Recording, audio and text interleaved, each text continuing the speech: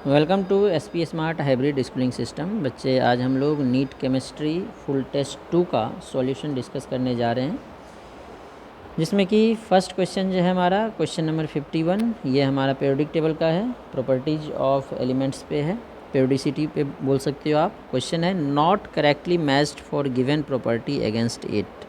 हमारे पास एलिमेंट दिया है 3 एलिमेंट और प्रॉपर्टी दिया है, तो कौन करेक्टली मैच नहीं है वो पूछा है। तो आयनाइजेशन पोटेंशियल हमने पढ़ा है, ग्रुप में अगर टॉप टू बॉटम आते हैं तो आयनाइजेशन पोटेंशियल जनरली क्या होता है, डिक्रीज करता है due to increase in atomic size, और पीरियड में लेफ़्ट टू राइट जाते हैं तो आयनाइजेशन पोटेंशियल इंक्रीज करता है due to decrease in atomic size. और पीरियड में हमने 2 एक्सेप्शन बताया था, ग्रुप 2 और ग्रुप 13।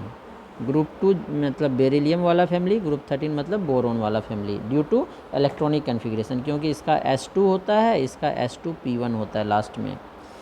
एक एक्सेप्शन और बताया था पीरियड में 15 और ग्रुप 16 में, मतलब nitrogen family and oxygen family में। क्यों? क्योंकि नाइट्रोजन फैमिली का S2P3 होता है कन्फिग्रेशन, और ऑक्सीजन का S2P4 होता है। P3 हाफ फिल्ड है, S2P4 neither half nor full, तो इसकी स्टेबिलिटी ज़्यादा है, इसलिए इसकी आयनाइजेशन पोटेंशियल ज़्यादा होगी। तो देखो, ऑक्सीजन नाइट्रोजन फैमिली, पीरियड की बात कर रहा है, पहले नाइट्रोजन होगा, फिर ऑक्सीजन, फिर फ्लोरीन। ठीक है, नाइट्रोजन ऑक्सीजन फ्लोरीन, फ्लोरीन सबसे छोटा है, आयनाइजेशन पोटेंशियल सबसे ज़्यादा होगा। नाइट्रोजन और ऑक्सीजन में हमने बताया एक्सेप्शन होता है, तो ऑक्सीजन से ज़्यादा नाइट्रोजन का होगा, तो ऑक्सीजन से ज़्यादा नाइट्रोजन, फिर फ्लोरीन, ये करेक्ट है। इलेक्ट्रोनेगेटिविटी पीरियड में कोई एक्सेप्शन नहीं है, उसमें भी सेकेंड पीरियड में लेफ्ट टू राइट जाएंगे, एटॉमिक साइज डिक्रीज करेगी, इलेक्ट्रोनेगेटिविटी इंक्रीज करेगी, तो सबसे ज़्यादा फ्लोरीन, फिर ऑक्सीजन, फिर नाइट्रोजन, ये भी सही है। इलेक्ट्रॉन एफिनिटी सिमिलरली है, जब ग्रुप में लेफ़्ट टू राइट जाएंगे तो इलेक्ट्रॉन एफिनिटी जनरली इंक्रीज करेगी। क्यों इंक्रीज करेगी? क्योंकि एटॉमिक साइज डिक्रीज करेगी। पीरियड की बात कर रहा है यहाँ पे सारे, तो पीरियड ही लेते हैं। इलेक्ट्रॉन एफिनिटी और इलेक्ट्रॉन गेन एंथैल्पी सिमिलर होता है, ये इंक्रीज करेगी। लेकिन इसमें भी एक्सेप्शन होता है ग्रुप 14 कार्बन फैमिली और ग्रुप 15 नाइट्रोजन फैमिली में। क्यों होता है? क्योंकि इसका कन्फिग्रेशन S2P2 होता है, इसका S2P3 होता है। तो एफिनिटी में क्या होता है, इलेक्ट्रॉन ऐड करना होता है, तो इसमें इलेक्ट्रॉन ऐड करेंगे तो P3 हाफ फिल्ड हो जाएगा, और इसमें ऐड करेंगे तो P4 होगा। ऐड करने से इसकी स्टेबिलिटी बढ़ रही है, इसकी घट रही है, तो स्टेबिलिटी बढ़ने के कारण ये इजीली इलेक्ट्रॉन ऐड करेगी, तो इसकी इलेक्ट्रॉन एफिनिटी ज़्यादा होगी, तो नाइट्रोजन से ज़्यादा कार्बन का। तो देखो, नाइट्रोजन से ज़्यादा कार्बन सही दिया है, इससे भी ज़्यादा ऑक्सीजन का, ये भी करेक्ट है। फिर तो यही इनकरेक्ट होगा, आंसर यही होगा। चेक करते हैं। Atomic size left to right जाते हैं तो एटॉमिक साइज़ डिक्रीज करती है, तो सबसे छोटा क्या क्या दिया हमारे पास, कार्बन नाइट्रोजन ऑक्सीजन, तो सबसे छोटा ऑक्सीजन होगा, उससे बड़ा नाइट्रोजन, सबसे बड़ा कार्बन, ये उल्टा लिखा है, सबसे बड़ा ऑक्सीजन बोल रहा है, तो इसीलिए इनकरेक्ट है। सेकेंड 52 नंबर क्वेश्चन है, ये केमिकल बॉन्डिंग का है, VSEPR थ्योरी बोल सकते हो। Match the compound in list 1 with list 2। List 1 में कंपाउंड दिया, लिस्ट 2 में स्ट्रक्चर दिया है।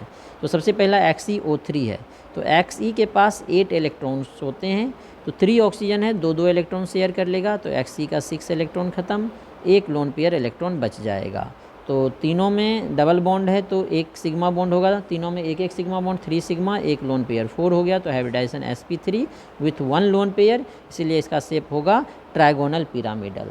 तो ए का थर्ड ट्राइगोनल पिरामिडल, देखो ए का थर्ड इसमें नहीं है, इसमें भी नहीं है, इसमें है, इसमें भी है। तो अब इस दोनों को चेक करते हैं। बी का चेक करें, XeOF4, फिर से Xe के पास 8 इलेक्ट्रॉन है, 2 इलेक्ट्रॉन शेयर करेगा ऑक्सीजन, 4 इलेक्ट्रॉन शेयर करेगा फ्लोरीन, तो 6 हो गया, इसमें भी एक लोन पेयर बचेगा, 4 शेयर करेगा फ्लोरीन और 1 शेयर किया ऑक्सीजन, 2 शेयर किया ऑक्सीजन, डबल बॉन्ड बनाया, एक लोन पेयर बचेगा, तो 4, 1 सिग्मा 5 और एक lone pair 6, sp3d2 with lone pair, और 4 एक 5 सिग्मा बॉन्ड है, इसलिए इसका शेप होगा स्क्वायर पिरामिडल। तो सेकंड का फोर्थ हमारा ऑप्शन देखो, सेकंड का फोर्थ, ये थर्ड है, ये तो इनकरेक्ट हो गया, फोर्थ ऑप्शन करेक्ट होगा। अब नेक्स्ट 53 नंबर क्वेश्चन ले रहे हैं।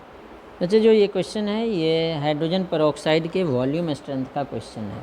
ठीक है, तो वॉल्यूम स्ट्रेंथ वैसे तो अब पता नहीं, पूछना नहीं चाहिए, लेकिन ऑक्सीजन ऐड है तो oxygen family that is P block में ये पूछ सकता है।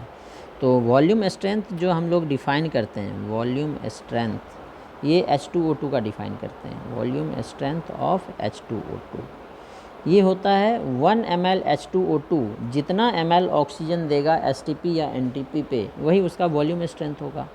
तो ये डेफिनेशन ही पूछ लिया, 1 ml H2O2 solution gives 10 ml oxygen at NTP। तो 1 ml से 10 ml दे रहा है, इसीलिए इसका वॉल्यूम स्ट्रेंथ 10 वॉल्यूम होगा। तो 10 वॉल्यूम ऑप्शन फर्स्ट करेक्ट है। नेक्स्ट 54 है borax bead test. In borax bead test which compound is formed. ठीक है, तो बोरैक्स बीट टेस्ट में हम लोग क्या करते हैं, बोरेट आयन को चेक करते हैं, बोरेट आयन प्रेजेंट है या नहीं। ठीक है ना, BO2 आयन। ठीक है ना, तो अगर BO2 होगा तो BO2, और इसमें हम लोग चेक करते हैं बोरैक्स बीट टेस्ट में ट्रांजिशन मेटल्स को भी चेक कर सकते हैं, क्योंकि डिफरेंट ट्रांजिशन मेटल जो है डिफरेंट कंपाउंड देता है। तो बोरैक्स बीट टेस्ट में बोरेट तो बनेगा ही बनेगा, तो बोरेट बनेगा और इसे चेक क्या करेंगे, ट्रांजिशन मेटल्स, क्योंकि जो BO2 है डिफरेंट ट्रांजिशन मेटल के साथ डिफरेंट कलर देता है, तो इससे हम लोग पता करते हैं इसमें कौन सा ट्रांजिशन मेटल प्रेजेंट है। तो बोरैक्स होता है हमारा Na2B4O7.10H2O, ये बोरैक्स है मॉलिक्यूलर फार्मूला में। इसको अगर हीट करें तो पहले हीट करने से वाटर हमारा 10 वाटर एलिमिनेट हो जाएगा, ये एनहाइड्रस बन जाएगा Na2B4O7। ठीक है, अब इसको फिर से अगर हीट किया जाए तो ये कन्वर्ट हो जाता है सोडियम मेटाबोरेट में। ये क्या बना लेगा, 2 सोडियम है तो 2NaBO2 और प्लस B2O3 बना लेता है। ठीक है, अब जो ये B2O3 बना, इससे हम लोग किसी भी ट्रांजिशन मेटल को चेक कर सकते हैं। जैसे फॉर एग्जांपल कॉपर का चेक करना है, कॉपर ऑक्साइड में, तो कॉपर ऑक्साइड के साथ ये क्या बना लेगा, CuBO2 बना लेगा, जिसे हम लोग बोलते हैं क्यूप्रिक मेटाबोरेट। तो ये क्या बना के कलर कंपाउंड बनाता है, मेटाबोरेट। तो देखो मेटाबोरेट हमारा ऑप्शन सेकेंड है, इसीलिए इसका सेकेंड ऑप्शन करेक्ट होगा। ठीक है, अब नेक्स्ट 55 नंबर क्वेश्चन देखते हैं। अब ये भी जो है P ब्लॉक का क्वेश्चन है। क्वेश्चन है रिएक्शन ऑफ डाइबोरेन। डाइबोरेन मतलब B2S6, क्योंकि BH3 फ्री स्टेट में एग्जिस्ट नहीं करता है, ये डाइमर बना लेता है, B2S6 बोलते हैं। With ammonia gives initially, ammonia के साथ ये इनिशियली क्या देगा। तो फाइनल प्रोडक्ट तो इसका बनता है इनऑर्गेनिक बेंजीन, जिसे बोराजीन या बोराजोल बोलते हैं हम लोग, जिसका फॉर्मूला B3N3H6 होता है। उसका इंटरमीडिएट प्रोडक्ट पूछा गया है, क्या बनेगा। तो डाइबोरेन होता है B2H6। ठीक है, इसका जब हम लोग अमोनिया के साथ रिएक्शन करें तो ये एक सॉल्ट का फॉर्मेशन करता है, सॉल्ट बनाता है BH2NH3 इस पर प्लस चार्ज होता है क्योंकि BH2 प्लस बनता है और NH3 न्यूट्रल है, और BH4- ये कंपाउंड बनता है। ठीक है, अब इसको बैलेंस अगर करना चाहो तो बैलेंस करने के लिए ये 3 यहाँ पे 6 यहाँ पे 3, इस तरह से ये बैलेंस हो जाएगा। अब इसको हीट करोगे तो ये इनऑर्गेनिक बेंजीन बनाता है, B3N3H6 प्लस हाइड्रोजन गैस देता है। ठीक है, तो हमारा ये नहीं पूछा है फाइनल प्रोडक्ट, क्या पूछा है, विथ गिव्स इनिशियली। इनिशियली ये हमारा सॉल्ट बनेगा, तो सॉल्ट कौन सा ऑप्शन है, फोर्थ, तो फोर्थ ऑप्शन इसका करेक्ट होगा। ठीक है, अब नेक्स्ट 56 नंबर क्वेश्चन है, which of the following जेनन compound does not produce explosive XeO3 on complete hydrolysis. Complete hydrolysis से कौन सा XeO3 नहीं देगा, ये पूछा है ना, डज नॉट प्रोड्यूस। ठीक है, तो देखो XeO2F2 कंप्लीट हाइड्रोलाइसिस मतलब एक्सेस ऑफ वाटर डालेंगे तो ये भी XeO3 बनाएगा और HF बनाएगा। ठीक है, जो XeF2 है इसका अगर कंप्लीट हाइड्रोलाइसिस करें तो ये रिड्यूस होके जेनन देता है, इसके साथ HF और ऑक्सीजन देता है, तो ये जो है XeO3 का फॉर्मेशन नहीं करेगा। XeF4 का भी हाइड्रोलाइसिस करोगे तो ये भी डिस्प्रपोर्शनेशन रिएक्शन देता है, रिडक्शन भी होता है और ऑक्सीडाइज होके XeO3 भी देता है, इसके साथ HF और ऑक्सीजन बनाता है। XeF6 जो है ये तो मेजरली हाइड्रोलाइसिस करने से XeO3 ही देगा, ये XeO3 देता है और HF का फॉर्मेशन करता है। तो कौन XeO3 नहीं दे रहा है, XeF2, सेकेंड ऑप्शन करेक्ट होगा। नेक्स्ट 57 नंबर क्वेश्चन, यहाँ पे देखो हमें दिया है इलेक्ट्रॉनिक कन्फिग्रेशन ABCD का। A है 1s2 that is helium, B है 1s2 2s2 2p2 carbon, C है 1s2 2s2 2p5 9 है तो फ्लोरीन, D है 1s2 2s2 2p6 that is नियन। तो हीलियम और नियन क्या पूछा है क्वेश्चन में, tendency to form electrovalent bond that is ionic bond. Helium और नियन तो बॉन्ड बनाता ही नहीं है। कार्बन जनरली कोवैलेंट बॉन्ड बनाता है, फ्लोरीन बनाता है आयनिक बॉन्ड, इलेक्ट्रोवायलेंट बॉन्ड। तो फ्लोरीन कौन सा ऑप्शन है, सी। तो सेकेंड ऑप्शन करेक्ट होगा। नेक्स्ट है compound which a metal ion Mx plus atomic number 25 है, has a spin only magnetic moment √24 Bohr magnetron. तो number of unpaired electron in compound and the oxidation state of metal ion respectively. ठीक है, तो √24 magnetic moment का formula होता है square root n into n+2 Bohr magnetron, Bm जिसको बोलते हैं हम लोग। ठीक है, n जो है यहाँ पे होता है हमारे पास नंबर ऑफ़ अनपेयर्ड इलेक्ट्रॉन। तो यहाँ से नंबर ऑफ़ अनपेयर्ड इलेक्ट्रॉन निकाल लेते हैं। तो दोनों साइड पहले वैल्यू पुट कर दो, फिर स्क्वायर करेंगे दोनों साइड। √24 है n इंटू n+2 का रूट, दोनों साइड रूट है हटा देते हैं, स्क्वायर करके 24 हो जाएगा n इंटू n+2। ठीक है, तो अब यहाँ से n की वैल्यू पुट करें। देखो आप इसको क्वाड्रेटिक इक्वेशन बना के भी सॉल्व कर सकते हो, या n की वैल्यू देखो हीट एंड ट्रायल से अगर 4 रखें तो 4 इंटू 4+2 4 इंटू 6 24 हो जाएगा, मतलब n की value 4। Heat and trial method से भी कर सकते हैं। ठीक है, अदरवाइज क्वाड्रेटिक निकालेंगे, दो वैल्यू आएगा, एक पॉजिटिव एक निगेटिव। निगेटिव तो अनपेयर्ड इलेक्ट्रॉन हो नहीं सकता है, तो पॉजिटिव वाला वैल्यू लेंगे 4 आ जाएगा। दोनों प्रोसेस से कर सकते हैं। अब हमारा एटॉमिक नंबर जो है मेटल का 25 दिया है, तो कन्फिग्रेशन होगा ऑर्गन तक तो सेम आता है सबका 18 तक। 18 के बाद आता है हमारा 4s2 20 हो गया 3d5। तो अरेंज करोगे ऑर्गन, पहले 3d5 फिर 4s2। अब कितना इलेक्ट्रॉन निकलेगा कि 4 अनपेयर्ड इलेक्ट्रॉन बचेंगे, 4 अनपेयर्ड इलेक्ट्रॉन हमें बचाना है। ठीक है, तो 4 अनपेयर्ड इलेक्ट्रॉन कब बचेगा, जब ये दोनों निकल जाए। और डी में 5 ऑर्बिटल होता है, 5 अनपेयर्ड है तो एक निकाल लेते हैं, तो 2 यहाँ से 1 यहाँ से, मतलब m पे चार्ज क्या होगा 3+। ठीक है, तो क्या पूछा है हमें क्वेश्चन में, नंबर ऑफ अनपेयर्ड इलेक्ट्रॉन कितने आगे, 4 आगे, चार्ज कितना होगा 3। तो 4 एंड 3 ऑप्शन देखो, फोर्थ ऑप्शन है, तो फोर्थ ऑप्शन करेक्ट होगा। नेक्स्ट 58 नंबर क्वेश्चन देखते हैं।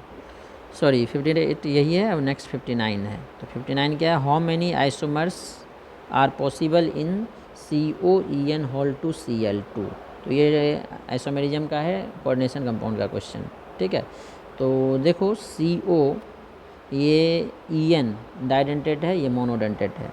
तो EN2Cl2 सबसे पहले तो ज्योमेट्रिकल आइसोमेरिज्म देगा, तो EN2 है इथिलीन डायमाइन, ये डाइडेंटेट लिगेंड है, 2 बॉन्ड बनाएगा, इथिलीन 2 बॉन्ड बनाएगा, Cl तो ये देखो एक्रॉस हो गया, तो इसे हम लोग क्या बोलेंगे, ट्रांस आइसोमर।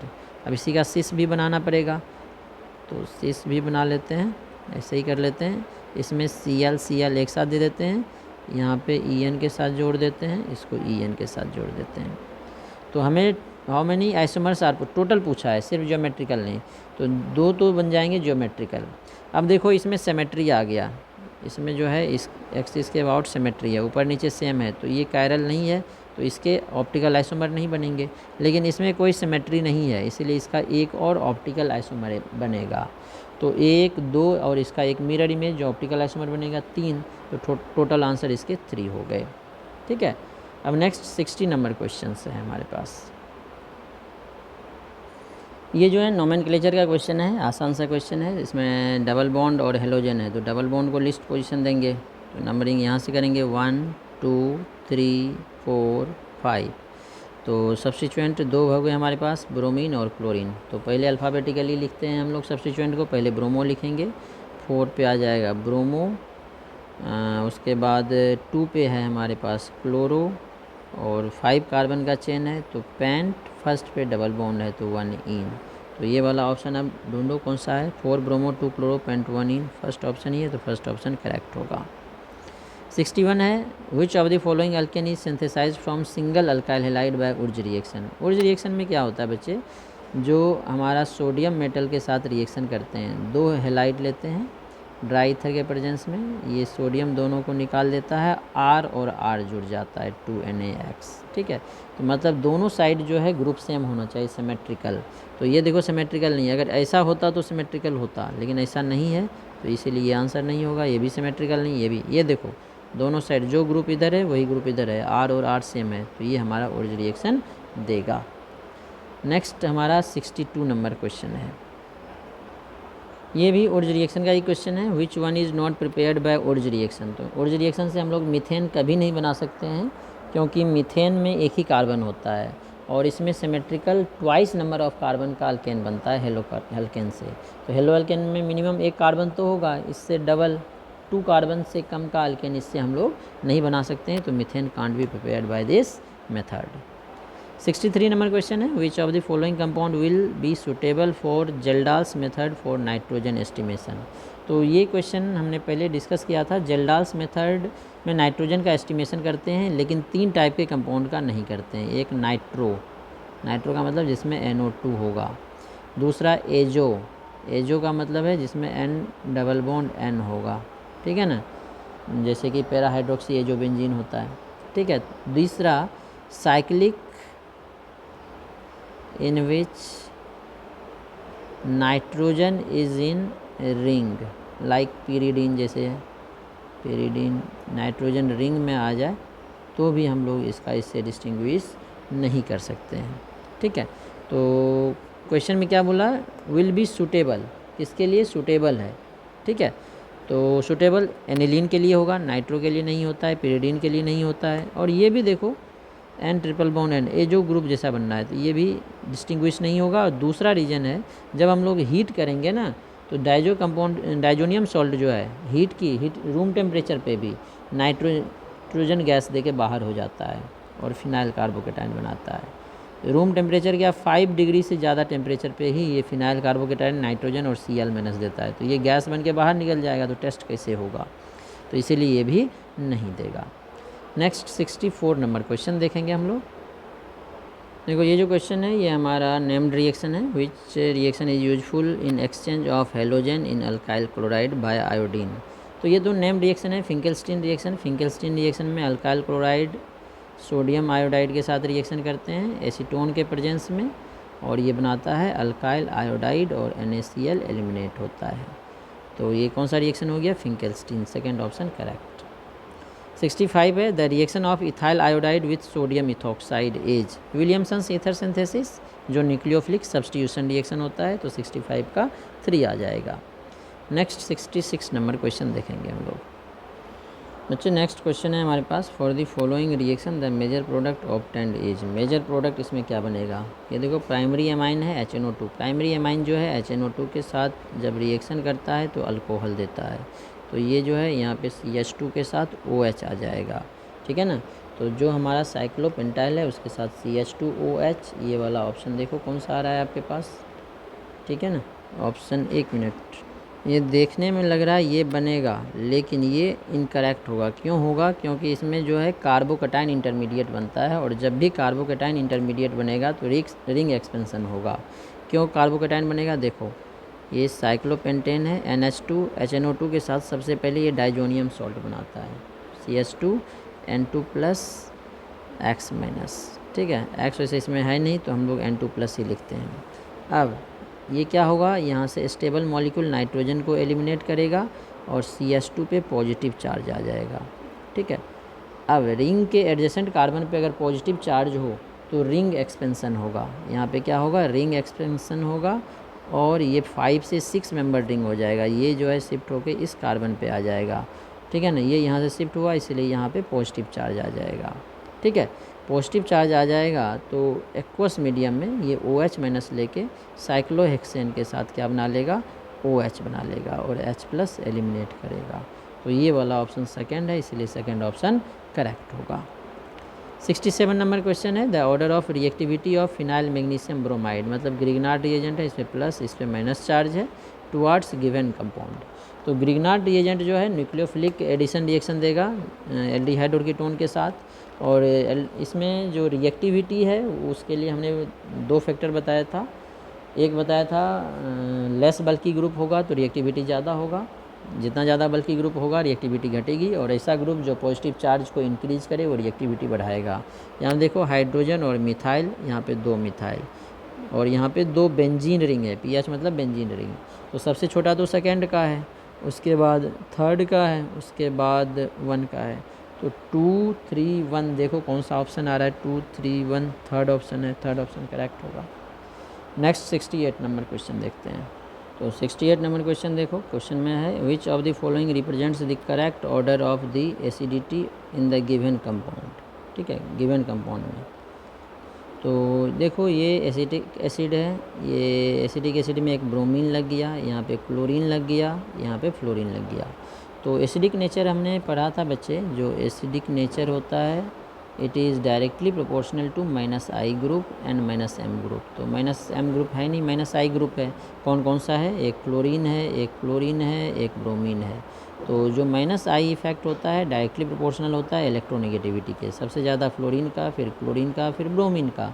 तो जिसमें फ्लोरीन है उसकी सबसे ज़्यादा होगी, तो एक ये बच गया, एक ये बच गया फ्लोरीन वाला। उसके बाद क्लोरीन, इसमें एसिटिक एसिड है, ये गड़बड़ हो जाएगा, क्लोरीन फोर्थ ऑप्शन इसका करेक्ट होगा। ठीक है, सबसे ज़्यादा फ्लोराइड, फिर क्लोराइड, फिर ब्रोमाइड, इसमें तो कोई ग्रुप नहीं है।